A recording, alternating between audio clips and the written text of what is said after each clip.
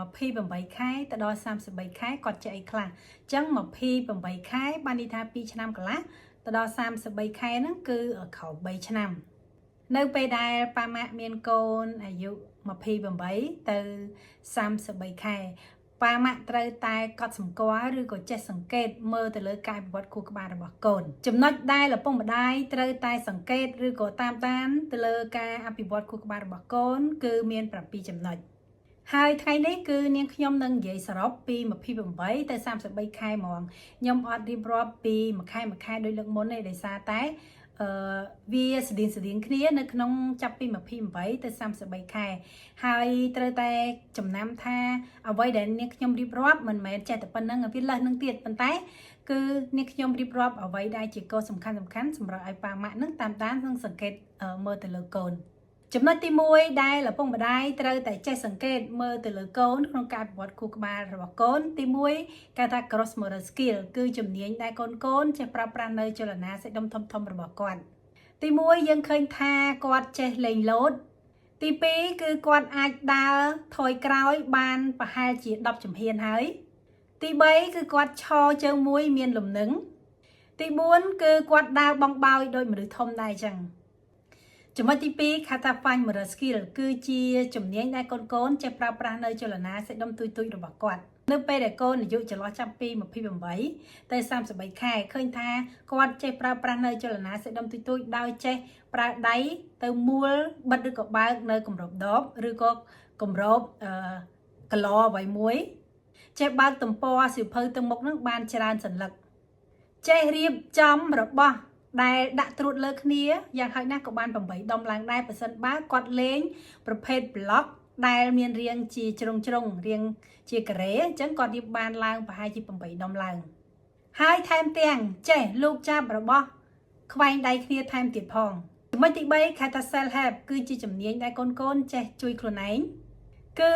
កូនចេះទាញខោចុះក្រោមឬគេហៅថាស្រាតខោចុះនៅពេលដែលគាត់ចង់បត់ជើងទូចឬក៏ចង់បត់ជើងធំគាត់ចេះលាងដៃគាត់ចេះដោះធ្មេញនៅពេលដែលយើងបង្ហាត់បង្រៀនគាត់ឲ្យចេះដោះធ្មេញហើយព្រមទាំងចេះប្រើប្រាស់ចានបង្គន់ក្នុងការបត់ជើងទូចឬបត់ជើងធំគាត់អត់ប្រើខោ diaper ឬក៏ខោទឹកនោមទៀតនោះទេ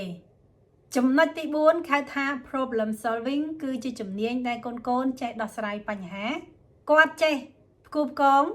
ឬក៏រៀបរបស់ឲ្យត្រូវជាមួយនឹងរូបរាងដូចគ្នានិងចេះជ្រើសរើសពណ៌ឲ្យស៊ីគ្នាថែមទៀតផង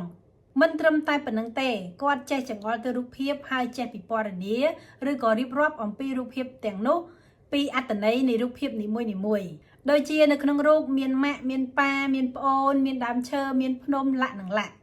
ចំណុចទី5គេហៅថា social and emotional គឺជំនាញសង្គមហើយនិងអារម្មណ៍នៅពេលដែលគាត់ចេញឆ្ងាយពីឪពុកម្ដាយគាត់អត់សូវមានគេហៅថា separation anxiety ទេគឺ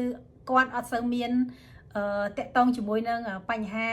ថប់អារម្មណ៍ពេលដែលបែកពីឪពុកម្ដាយគឺគាត់អាចគ្រប់គ្រងអារម្មណ៍របស់គាត់បានជាទូទៅនៅពេលដែលក្មេងគាត់មាន separation anxiety នៅពេលដែលឃ្លាតឆ្ងាយពីឪពុកម្ដាយបានទេគឺយំតោងទៀមស្អិតអត់លែងទេព្រោះខ្លាចឪពុកម្ដាយហ្នឹងចាក់ចេញទៅឆ្ងាយបាត់ប៉ុន្តែចំពោះកូនដែលគាត់មានការអភិវឌ្ឍខួរក្បាលបានល្អនៅផ្នែកសង្គមហើយនិងអារម្មណ៍នៅពេលដែលឃ្លាតឆ្ងាយពីឪពុកម្ដាយគឺគាត់អាចគ្រប់គ្រងអារម្មណ៍របស់គាត់បានហើយថែមទាំងចេះធ្វើត្រាប់តាមមនុស្សធំទៀតផងដូចជានៅពេលដែលឃើញឪពុកម្ដាយឬក៏កុងឬក៏ម៉ាលើកទូរស័ព្ទនិយាយគឺគាត់អាចនឹងធ្វើត្រាប់តាមការលើកទូរស័ព្ទមកនិយាយដែរលើសពីនេះទៅទៀតគាត់ចេះជួយការងារផ្ទះបន្តិចបន្តួចថែមទៀតផងដូចជាការបោសផ្ទះឬក៏ការលាងចានថ្មីត្បិតតែការជួយរបស់គាត់នឹងវាអត់បានស្អាតមែនប៉ុន្តែគឺគាត់អាចជួយបានគឺគាត់ចង់ជួយអាការងារទាំងអស់ហ្នឹងចំណុចទី6គេថា receptive languages គឺជាជំនាញដែលកូនយល់អំពីភាសានិយាយគឺចេះធ្វើត្រាប់តាមនៅពេលដែលយើងនឹងប្រើឬក៏ប្រាប់គាត់ឧទាហរណ៍នៅពេលដែលយើងឲ្យគាត់ទៅយករបស់មួយពីកន្លែងណាមួយគឺគាត់យកមកឲ្យយើងហើយយើងប្រើឲ្យគាត់ទុកនៅកន្លែងដើមវិញគឺគាត់យកទៅទុកនៅកន្លែងដើមបានមិនត្រឹមតែប៉ុណ្្នឹងទេគឺគាត់យល់ពាក្យមួយចំនួនដែរដូចជាពាក្យថាលៀងពាក្យថាលើកពាក្យថាចុះពាក្យថាផ្លុំជាដើមចំណុចទី7គេថា expressive languages គឺជាជំនាញដែលកូនចេះនិយាយភាសា នៅពេលដែលគាត់អាយុចាប់ពី28ខែរហូតដល់33ខែហ្នឹងគឺគាត់ចាប់ផ្ដើមចេះនិយាយពាក្យសព្វនាមគឺ pronoun ដែលសព្វនាមគឺសំដៅលើខ្ញុំអ្នកពូមីងអីចឹងទៅអញ្ចឹងគឺគាត់ចេះនិយាយពាក្យទាំងអស់នឹងបានហើយនៅពេលដែលគាត់ឃើញរូបភាពគឺគាត់អាចចាប់ផ្ដើមរៀបរាប់ពីរូបភាពនៅក្នុងសៀវភៅមួយអាចបានយ៉ាងហោចណាស់ក៏15រូបភាពដែរនៅពេលដែលចូលទៅដល់28ខែដល់33ខែគាត់ឈប់និយាយពាក្យដដែលតាមយើងហើយគឺវាបាត់ហើយអាពាក្យអស់ហ្នឹងហើយនឹងអាពាក្យដែលគាត់និយាយដែលភាសាដែលយើងអត់យល់អត់ដឹងថាភាសាអីទេគឺគាត់និយាយយើងអត់យល់ទេអាពាក្យទាំងអស់ហ្នឹងដែលនិយាយដែលមិនច្បាស់ដែលយើងមិនយល់ដោយនៅក្នុងវីដេអូដែលខ្ញុំដាក់ហ្នឹងគឺគាត់បាត់ហើយគាត់លែងមានហើយគាត់អាចចេះរាប់លេខអាច1 2 3បានទីទួចដែរនឹងគាត់ចេះរាប់អក្សរបើយើងបរៀនអាច A B C ចឹងទៅសរុបសេចក្តីមកវិញនៅពេលដែលកូនបងប្អូនអាយុបាន28ខែទៅដល់33ខែអ្វីដែលឪពុកម្ដាយត្រូវយកចិត្តទុកដាក់ចំពោះការអភិវឌ្ឍខួរក្បាលរបស់កូនទី1គឺគេថា gross motor skill ជំនាញដែលកូនចេះប្រើប្រាស់នៅចលនាសាច់ដុំធំទី2 fine motor skill គឺជាជំនាញដែលកូនចេះប្រើប្រាស់នៅចលនាសាច់ដុំទុយរបស់គាត់ទី3គេថា self help គឺជំនាញដែលកូនចេះជួយខ្លួនឯងទី4 problem solving គឺជំនាញដែលកូនចេះដោះស្រាយបញ្ហាទី5គេថា social and emotional គឺជំនាញតាក់ទងជាមួយនឹងអារម្មណ៍ហើយនឹងសង្គម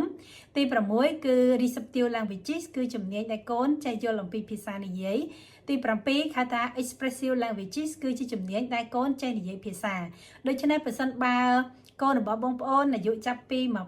28ខែរហូតដល់33ខែហ្នឹងគាត់អត់ទាន់ចេះអ្វីដែលនាងខ្ញុំរៀបរាប់សោះអញ្ចឹងសូមប្រញាប់នាំកូនទៅពិគ្រោះជាមួយគ្រូពេទ្យជំនាញឲ្យបានទាន់ពេលវេលាជាចុងក្រោយនាងខ្ញុំសូមអរគុណចំពោះពុកម៉ែបងប្អូនដែលតែងតែគាំទ្រវីដេអូរបស់នាងខ្ញុំ